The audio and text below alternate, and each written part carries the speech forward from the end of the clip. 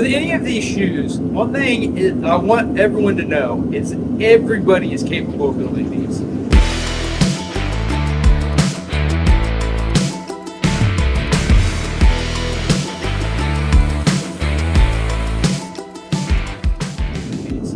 If you lay out your system, plan it, practice it, these are very executable shoes. We're going to build a couple different ways of building this. We're going to build a Tennessee Navicular. We're going to build one out of a cake shoe. On that cake shoe, we're going to forge weld one side on, and then we're going to MIG weld the other side on at the shop. Then we are going to go ahead and build a full-blown Tennessee Navicular here with this shoe here. Okay. So to do that, I'm going to go ahead and I'm going to throw this shoe in. We're going to get it shaped out. I went ahead. I needed 11.5 inches, 11 3/4 to fit this foot. So I'm going to go ahead and start by marking the center, giving it a pretty good offset because this foot has a fairly decent offset. So like I said, I need 11.5, half of that's 5 3/4, given that 1/8 inch offset. I'm going to come in here, boom, 11.5. And what I like about this is I will have the right amount to fit my foot, even if I cut the wrong amount of steel. This is all irrelevant. But what fits is what really, really matters. So that's why I go ahead and lay it out so that I have the right amount for my foot in the center. This shoe is going to be just a smidge small. So I'm going to go ahead and just get a little love in that outside heel. I'm going to clip it up after I weld it just so I don't burn my clips off.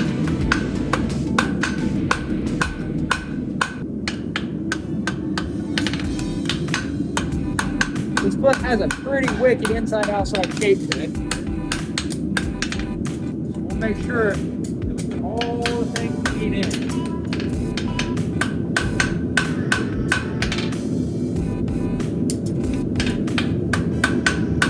Okay, we'll shape that up.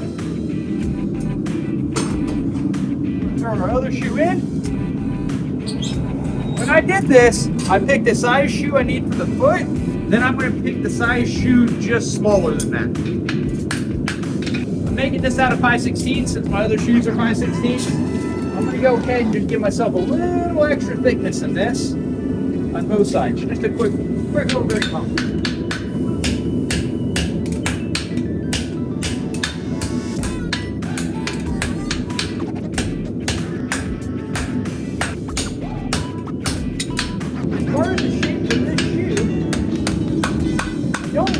Necessarily care that much about how the front half fits.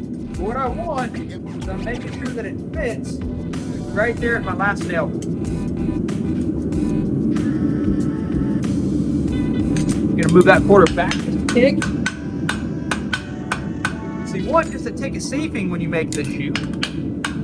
So one thing I'm gonna do to accomplish that is I'm just gonna set it off the end just a tick. You can see by using a smaller size shoe, the section is smaller.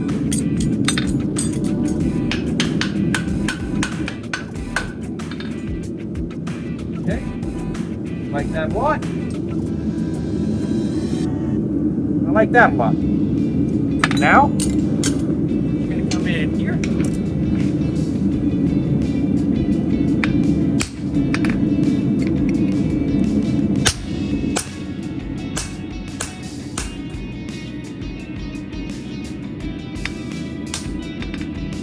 So I cut that front of the first, that heel nail on the left side.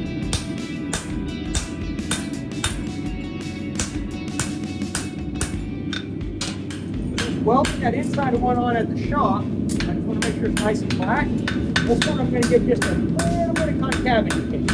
So I just flatten that up over the hardy hole. I'll break that off.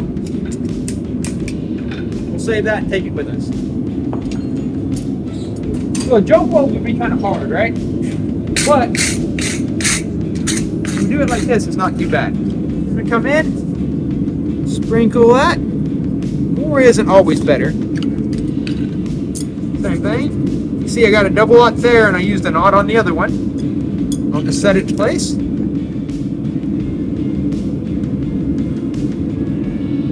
See how I have it setting off the end of the heel just a tick?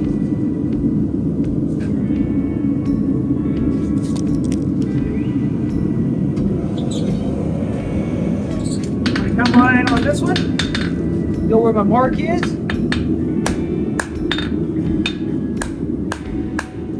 Drive that into the corner of the anvil. And come in here and do a really small little step.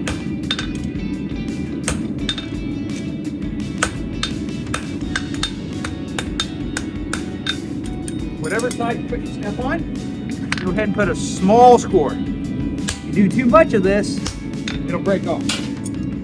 Pretty cautious about that. Small score. That allows that to bend up.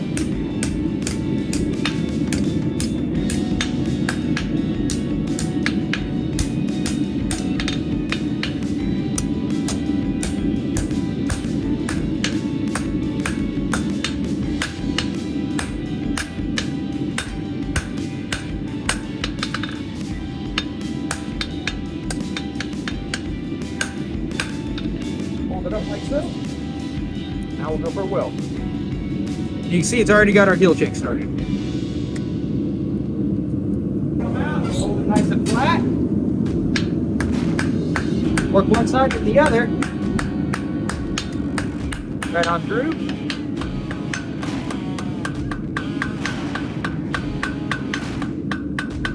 Kind of trying to peel that seam, corner of my hammer, right into each other.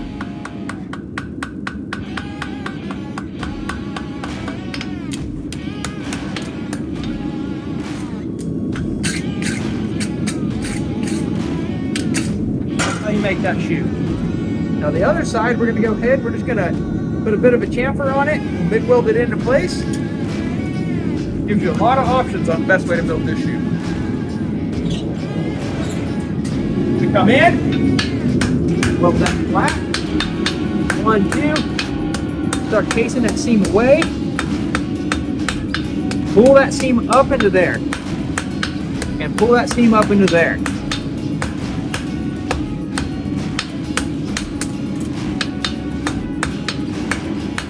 See how I'm knifing that up? Knifing that up.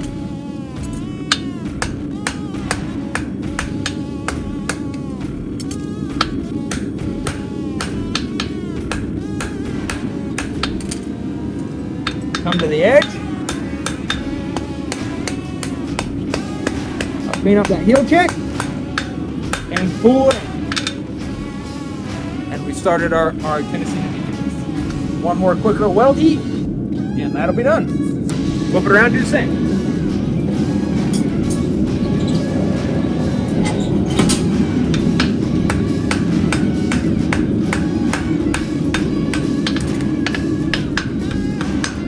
Again, I'm just going to come in here, round side of my hammer, right down the center of that seam.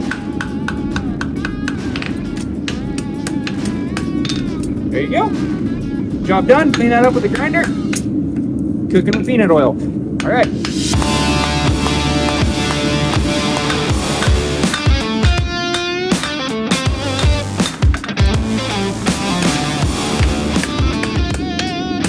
So if you do your math equation for how much wedge you have, if you change the position of the point of the wedge, so in this instance, we're going to have the first highest part of our shoe very close to the center line of that foot, to the midpoint of the foot.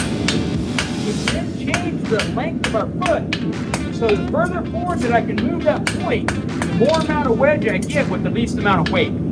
That's the kind of purpose of this shoe. Well, if I were to create a shoe that has this amount of wedge, if I were to follow that up, this shoe would have to fill in everything you can see over there by the 3, right? So we add a tremendous amount of weight. But in all reality, we ended up with a much steeper wedge because it's from the point of the toe up to that corner. Bye.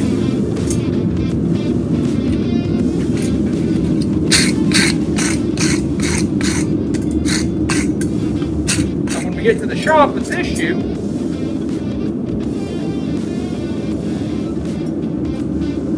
we'll set that in place. I'll grind it up, put some chamfer on it. We'll weld that on with the MIG welder, and you will have plenty of opportunities to be able to build this shoe however you would like.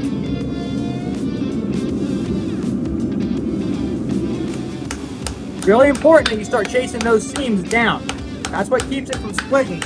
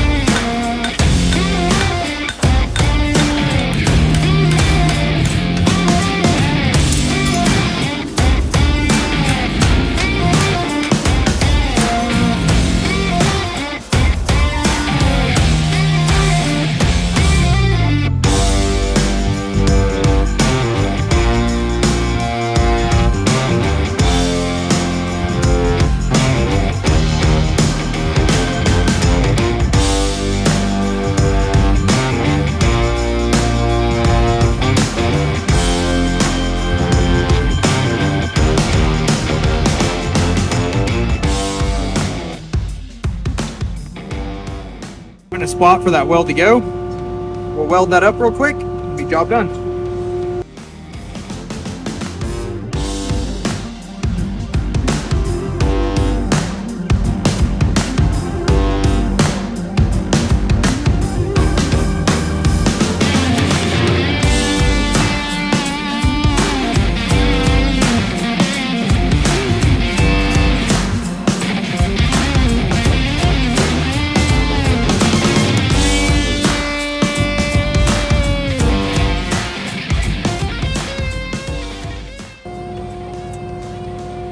Clean that up a little bit with the grinder and be ready to go.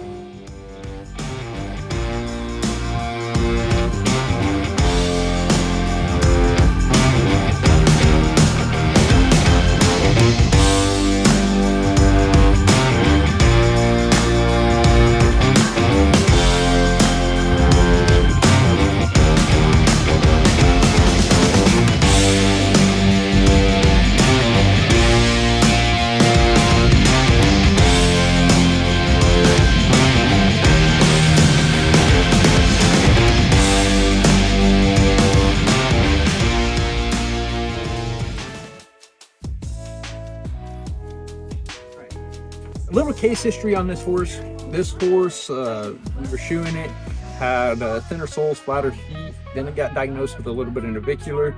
As we've continued on throughout, navicular is degenerative, so we've had to try different things as we go through.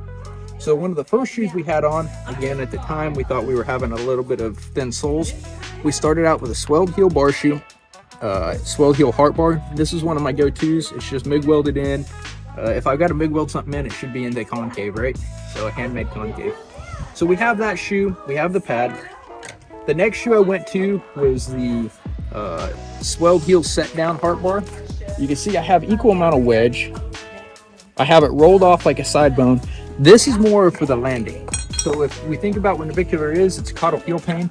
So this comes in and it prevents that first point of contact. So if we can see how that comes in, loads in and out. If we look at this shoe, you can see how it's going to hit really hard on that outside heel and then slap down, right? We weren't sure what our lameness was. We kind of were playing around with the idea that it might be sole thickness, frog support, all of those things. So we printed up ourselves a clog. This clog had a 3-degree wedge on it, 100% infill PET G with the TPU cuffs. When this was on, we didn't have any improvement. So that kind of rules out any of the thin soles, frog support. So kind of the last shoe that I tend to get to put on, if we look at this shoe here, we can look and you can see at the toe we have 5/16 of an inch thickness, but at the heel we have 13/16, almost 7/8 of an inch. Because, and if we measure this here, it's only about 5/16. So I'm only creating about 5/16 of height, but because that 5/16 of height is, 2 inches in front of the point of the heel or 3 inches from the front of the shoe, by the least amount of wedge being closer to the front, that's where we're getting the increase of wedge. So we've got a 1/2 inch disparity between the toe and the heel, 1/2 inch delta in our height. The equation for how to figure out the quantity of wedge, there'll be a link in the corner to a short for that, as well as the math equation will be in the description to tell you how many degrees of wedge this creates.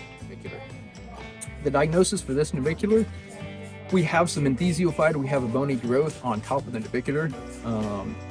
We look at it, it should be your T ligament or your transverse laminar ligament that has been ossifying. When looking at x-rays, what I like to do, I'm going to come around the edge and look and see if that is the shape that I would expect. If we follow this around, we can start to see right there we have a bone growth that should be unexpected. Now, where is that? What is that? Well, we need more views to kind of see what we have going on there. So from the lateral view, we see it. We definitely see something we have going on right there. So if we look at the DP or dorsal palmar, if we start again, let's follow those margins around. Follow it around. We're looking at the navicular bone sitting right down in here. Following that, following it around, follow it around. Okay. What we see was right there. Can you see how this has this little corner there? We'll go ahead and we'll go back again.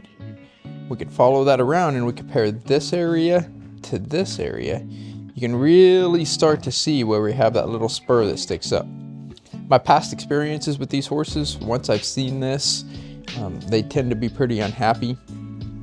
But we just shod this horse yesterday again for the second time, and she's really doing good with it. So it's really exciting to see that.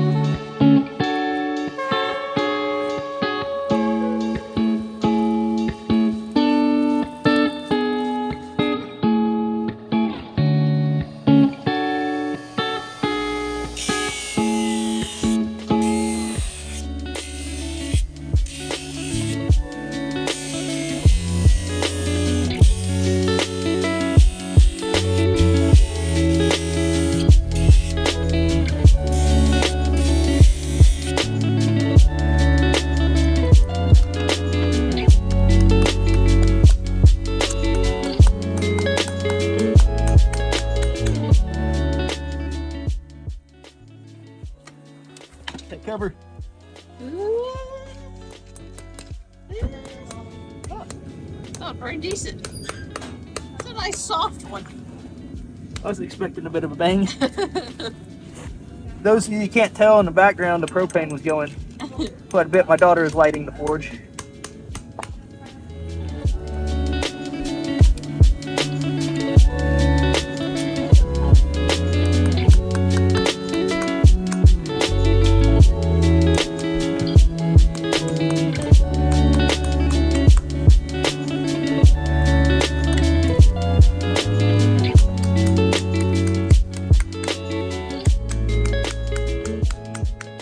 Our breakover is starting at the inside edge of that shoe, which is only about a ½ inch in front of our apex of our frog.